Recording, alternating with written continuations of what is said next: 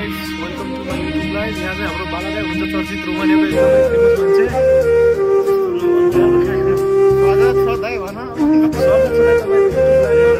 अनि तपाई भन्नुस् रोमानियामा कस्तो लागिरहेको तपाईलाई यहाँको अनुभव?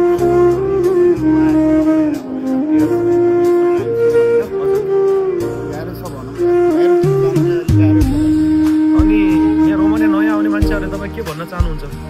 मान्छेको त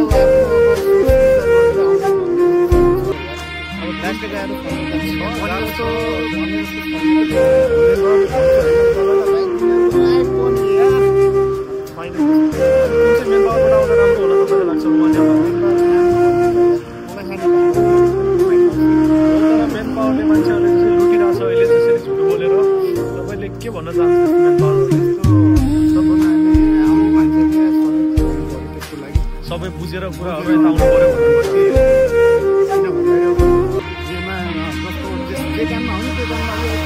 त्यो काममा लगाइदिन्छ। काम नेपालबाट काम सिकेर आउनु पर्यो रोमानिया आउँदाखेरि।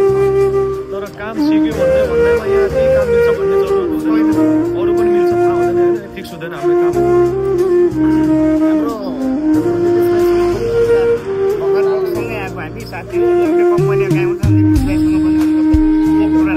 अनि भाइ कस्तो छ तिमीलाई रोमानियामा? हेलो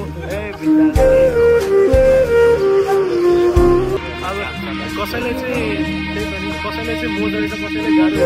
मलाई चाहिँ जस्तो गाह्रो नहोस् कसैले भन्न चाहन्छ मान्छेले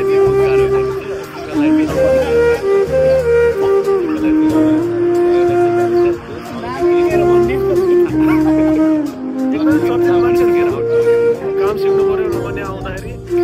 अनि हाम्रो यहाँ एकदमै राम्रो चर्चित हाम्रो फेमस मान्छे रोमानियामा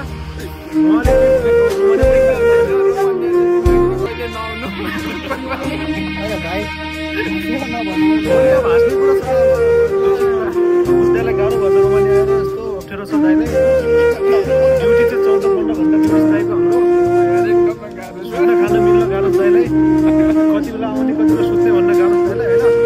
टेबल सबै बुझेर आउनु होला, बुझ्दै नबुझेर नआउनु होला। पेला हाम्रो मेन पावरले धोका दिएछ लास्टै। 16.5 लाख 16.5 लाख रोमानिया आउनु भन्दा बरु कतै दुबईतिर जानु एकदमै राम्रो छैन उहाँको बिचरा। नाम युरोप भरेर नाम मात्र हो कि नेपाललाई हेलो साथीहरू नमस्ते।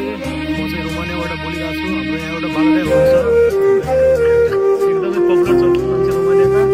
उहाँबाट हामी केही दुःख सुख बुझ्न चाहन्छौँ। कस्तो हुनुभएको छ रोमानियामा? तपाईँले राम्रो भनेको छ अघि के हो दुःख छ भन्दै हुन्थ्यो, अहिले के दुःख हो तपाईँ भन? के हामीले तपाईँको सहयोग गर्न सक्छौँ? नेपालको साथीभाइहरू के सहयोग चाहिन्छ दाइले?